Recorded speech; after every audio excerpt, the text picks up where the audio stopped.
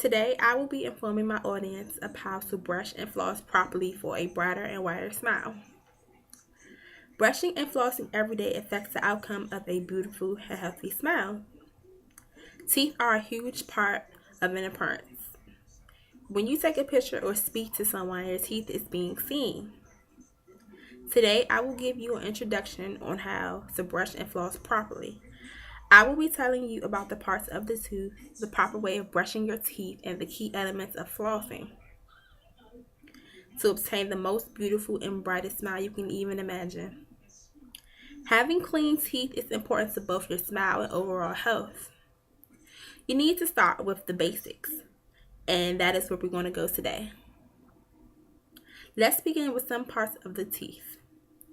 Now, according to Webster's dictionary, a tooth is a small classified white structure found in jaws of many vertebrates and used to break down food. Now, I will show you the main parts of the tooth and explain how they work. A tooth is made of two parts, the root and the crown.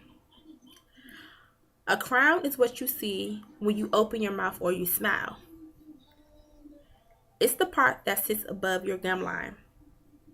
Then we have the root, which is below the gum line.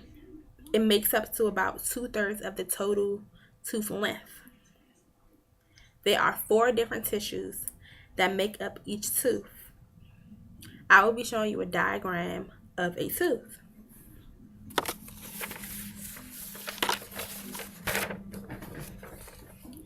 In this diagram, we have the enamel, which is a durable white covering that protects the tooth from the wear and tear of chewing. Then we have the dentin, which supports the enamel on your teeth. It's a yellow bone-like structure material that's softer than the enamel. It carries some of the nerve fibers that tells you when something is going wrong inside of your tooth. Then we have the pulp or the nerve, which is the center of the tooth. It's a soft tissue that contains blood and lymph vessels and nerves. The pulp is how the tooth receives nourishment and transmits signal to your brain. Then there's the cementum. It's what covers the most of the root of the tooth. It helps to attach the tooth to the bones in your jaw. There's a cushioning layer called the periodontal ligament, which sits between the cementum and the jawbone. It helps connect the two.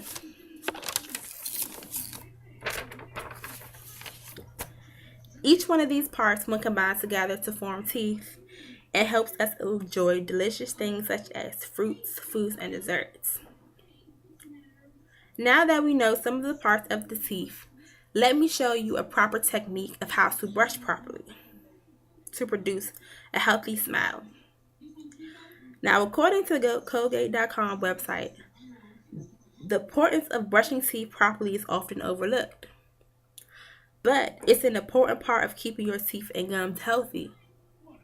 The most common pitfall that keeps people from brushing teeth properly is that they don't brush for a long enough time.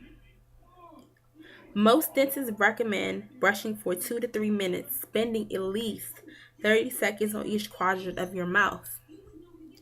Brushing teeth properly means taking care to reach every tooth as well as every surface of every tooth. Now I will be showing you a diagram of how to brush properly.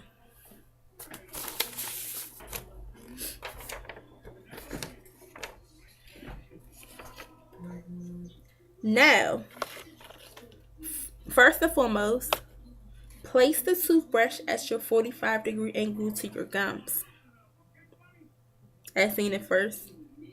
Secondly, move the brush back and forth gently in short strokes.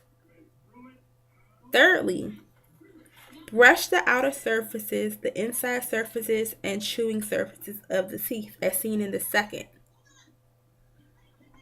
To clean the inside surface of the front teeth, tilt the brush vertically and make several up and down strokes, which is seen in the third diagram. Last but not least, Brush your tongue to remove bacteria and keep your breath fresher.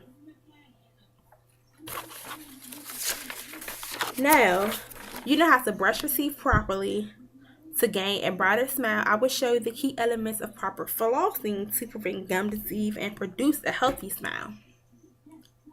Daily flossing is an important part of your oral health care routine to help remove the plaque from certain areas where a toothbrush doesn't completely reach. Cited by WebMD.com website. Bad breath can be a common and worrisome problem to have, but regularly flossing can significantly improve it. No one likes having dentist drill in their mouth, and one of the easiest ways to avoid that situation is nightly flossing. By flossing daily, you can help lessen the risk of developing gingivitis and cavities. Now I will be showing you the fundamentals of flossing, and I will show you how to floss properly. Here is a diagram of how to floss properly. As you see in the first diagram, use about 18 inches of floss wound around one of your middle fingers, with the rest wound around the opposite middle finger. Secondly, hold the floss tightly between the thumbs and forefingers and gently insert it between the teeth. Thirdly, curve the floss into a C shape against the side of the tooth. Fourthly, rub the floss gently up and down, keeping it pressed against the tooth. Don't jerk or snap the floss.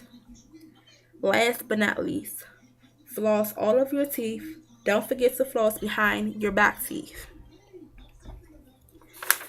Now that you know techniques and elements, let us review what we have learned today.